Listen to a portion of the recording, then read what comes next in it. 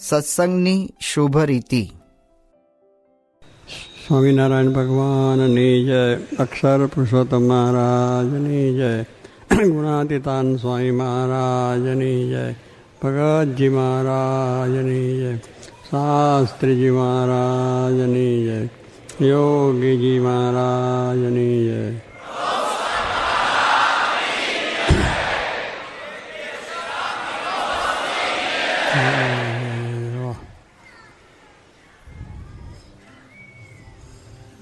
બહુ સારો પ્રોગ્રામ આજનો બધો થયો. એના કાર્યકર્તાઓ પણ ખૂબ સારા પ્રમાણમાં ઉમંગથી અહીંયા આવ્યા છે ને આજે આખો દિવસ આપણે બધાએ લાભ લીધો. સંતો એટલે વિવેકસાગર સ્વામી, ઈશ્વર સ્વામી, આનંદ સ્વામી, બીજા સંતોએ પણ આપણને ખૂબ લાભ આપ્યો. અને આપણે જે કંઈ કાર્યક્રમની અંદર જે કરવાનું અને એ પ્રમાણે બધી વાતો પણ આપણે બહુ સારી કરી છે. ભગવાનને રાજી કરવા છે, સંતને રાજી પણ કરવા છે, હરિભક્તોને પણ રાજી કરવા છે. દરેકને આપણે રાજી કરવા માટે આ વાત છે. એમાં મહિમાની વાત મુખ્ય વસ્તુ આવે છે. જો મહિમા હોય તો જો ભાઈ મારે કહેતા ભેટમ ભેટા એટલે મળીએ એકબીજાની, જો એત હોય તો. અને ના એત હોય તો છેટમ છેટા આવ્યો જોઈએ એ તો ના હોય તો એને છેટમ છેટા થઈ ગયો એટલે એને બે ના થાય. પણ મહિમાની વાત છે એટલે આપણે સત્સંગની અંદર એ ભગવાનને સંતમાં આપણે એત હોય અને પછી એના સંબંધવાળામાં બધું એત હોય. કારણ કે ભગવાનનો સંબંધ જે થયા છે બધું નિર્ગુણ કહેવાય છે. શિક્ષાપત્રીમાં આપણે વાંચ્યું છે કે ભગવાનના સંબંધે કરીને તે વસ્તુ નિર્ગુણ થઈ જાય છે. હમણાં લીમડાની વાત આવી, પેલા લીમડાનો પાંદડો હતો ને એ લઈને બગાઈ લાગવા માંડ્યા. મહિમા શું કે શ્રીજી મહારાજ લીમડા નીચે બેઠા છે તો એ મહિમા છે તે પેલા લાયા છે એને મહિમા, પેલાને પણ મહિમા થયો, પોતે હાથમાં મળ્યા. હવે એ કેટલો કંઈક સાથી છે મહિમા. એ લીમડા તો બધા ઘણા છે પણ ત્યાં કોઈ આપણે મળવાનું કોઈ વાત કરનાર થાય ને એને કડવા લીમડા. પછી કમળો લીમડો છે છતાં પણ ભગવાન સ્વામિનારાયણનો સંબંધ થયો એની નીચે બેઠા એટલે એના સંબંધે કરીને આપણે જો એને પણ પગે લાગીએ તો આપણને પણ નિર્ગુણ ભાવ આવી જાય. એમ ભગવાનના ભક્તનો જો પણ મહિમા આપણને હોય કે ભગવાનના ભક્ત છે પછી લીમડામાં કડવાશ છે અને હળી ગયેલું છે, ફલાણું છે, ઢેકનું છે, એવું કશું આપણે જોતા જ નથી. મહારાજની સંબંધ છે માટે જ આપણે પગે લાગીએ. એમ હરિભક્તો છે એની અંદર પણ આપણને કંઈક એવું લાગે તો એ જોયા કરતાં એને જે સંબંધ થયો છે સત્સંગનો, મોટા પુરુષ વિશે એ જ થયું છે, સેવા કરે છે, એ આપણે જોવાનું. સ્વભાવ આપણે બધાએ ટાળવાના છે, દરેકે ટાળવાના છે.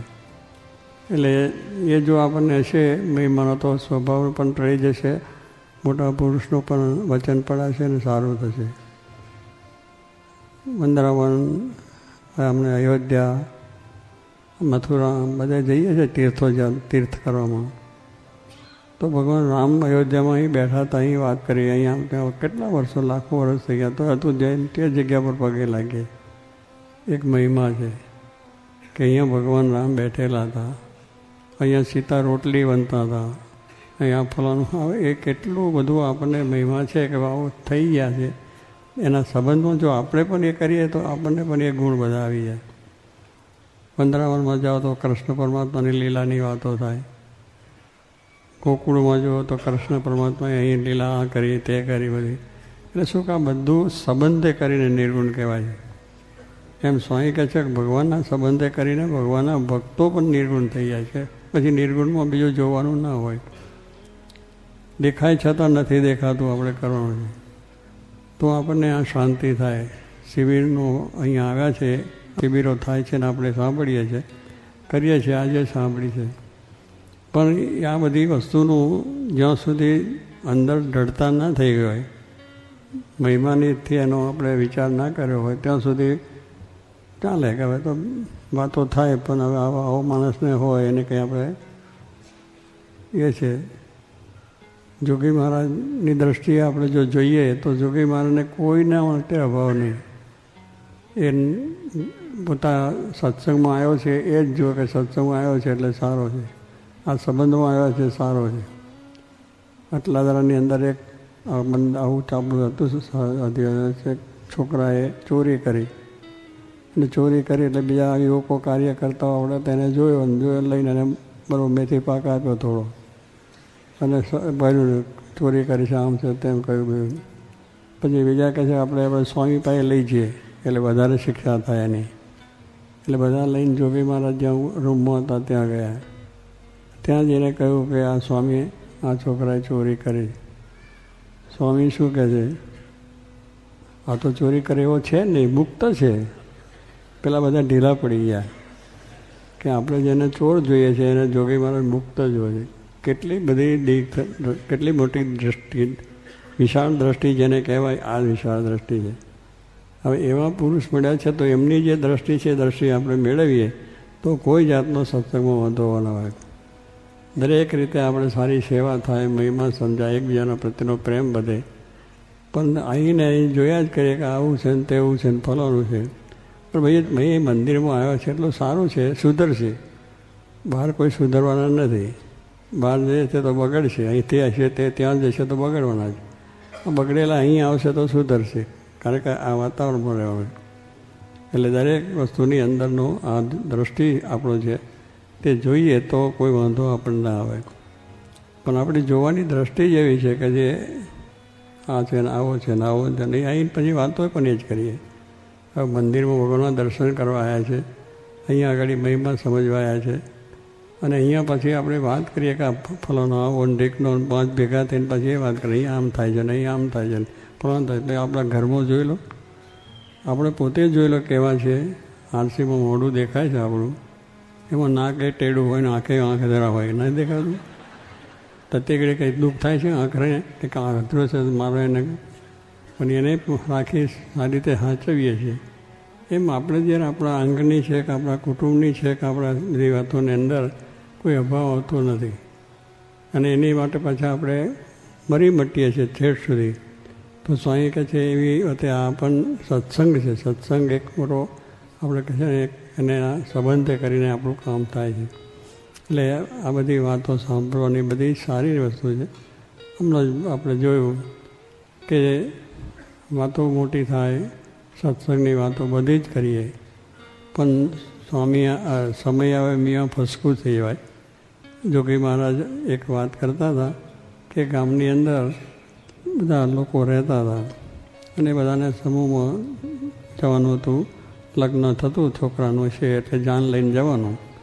હવે જાન લઈને સાંજે નીકળીને બીજ દાડે પેલા ગામમાં ત્યાં જવાનું તો ત્યાં જવાના હતા.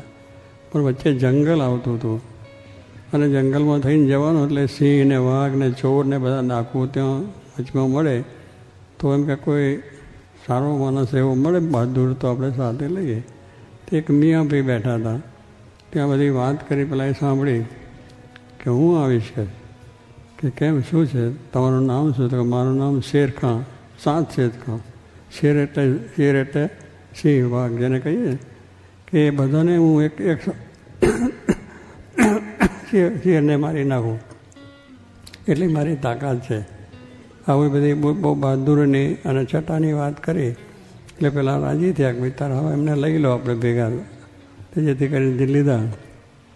પછી જેમ રાત પડીને જંગલમાં જવા લાગ્યા એટલે પછી જંગલી પ્રાણીઓનો જે અવાજ થવા લાગ્યા, કારણ કે તો બહુ અવાજ થાય ને બધા બોલતો એટલે આપણે તે જરા બીક લાગવા માંડે. એટલે પછી પેલા બધા જરા પાછા પેલા ભાઈ આગળ ચાલતા હતા એ પણ પાછા હટ્યા. તો પાછા કેમ હટો? તો કે ચાલો ને આવી જાઓ. પાછા કેમ ચાલો? ચાલો. પછી પેલો બહાદુરીની વાત કરે, પેલો પાછો હટે ને વળી પાછો બહાદુરીની વાત.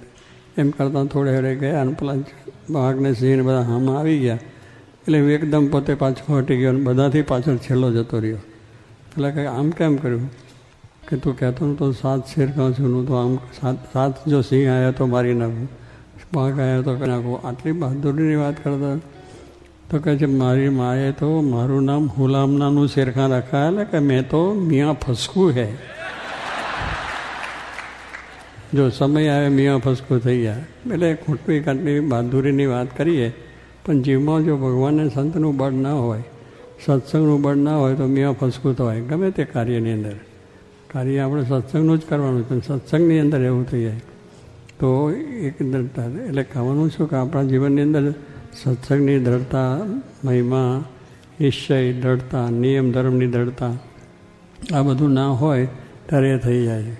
અને એ રીતે છે ને બધાની અંદર પણ આપણે કહેવાનું કે આપણે બધાને રામતને સ્વામીની વાતો અને શિક્ષાપત્રીને બધું આપ્યું છે. સત્સંગી થયા એને આ માટે બધું છે જ.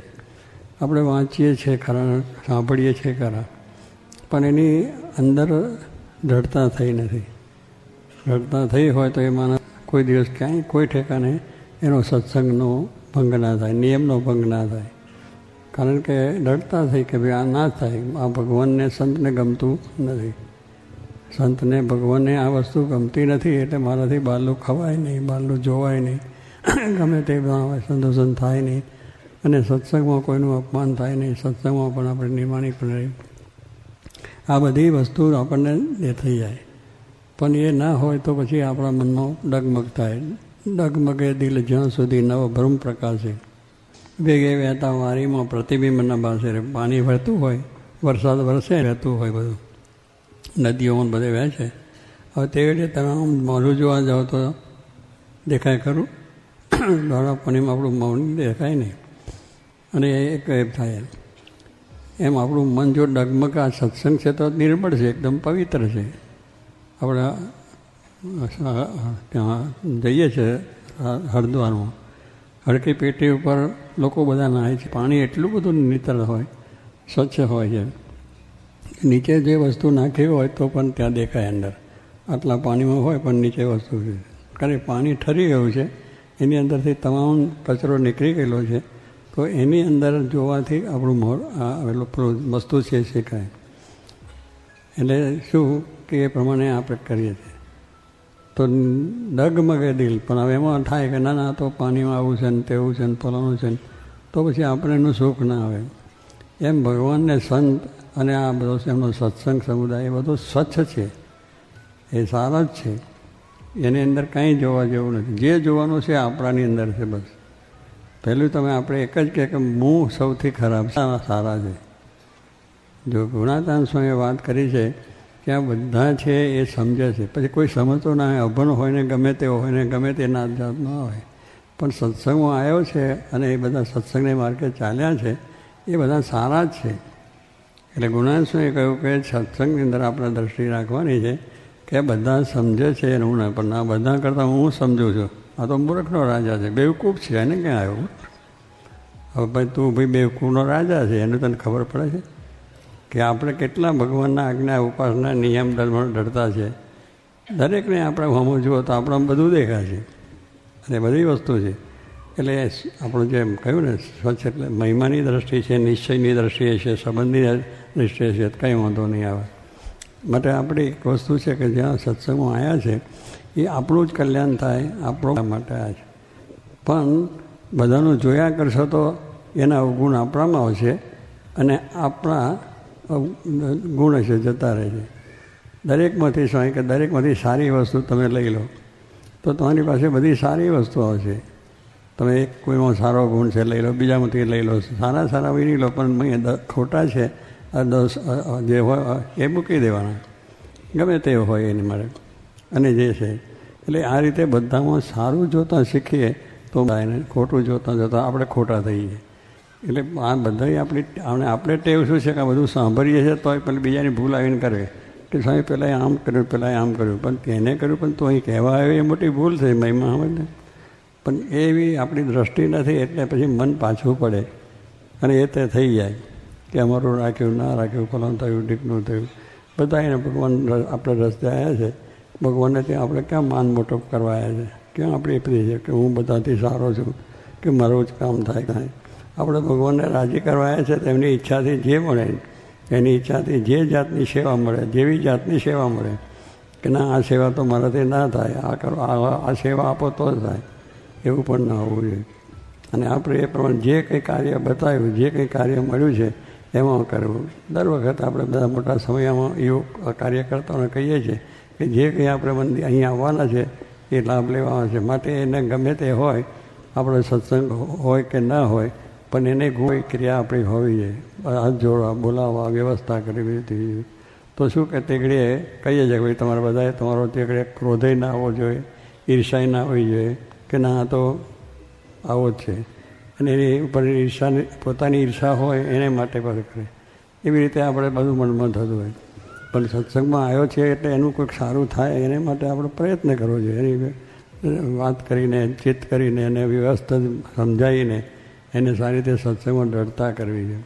એટલે સ્વામી કહે છે આપણે મૂળ વસ્તુ ઉપર છે કે આપણે હજુ દેહભાવ છે, એટલે બીજાનું દેખાય છે, આપણું દેખાતું નથી. હું સર્વથી સારો છું, શ્રેષ્ઠ છું, ભણેલો છું, બધું સારું જ છે, ભણેલો છે, પણ તું હજુ દેહભાવમાં તો છે. એટલું તો આપણું અજ્ઞાન છે કે તું મારું હું ભણેલો છું, હું મોટો શેઠિયો છું, હું મોટો સાહુકાર છું, બધું આમ કરું છું, કાર્ય કરતા છું, એ અજ્ઞાન તો છે જ.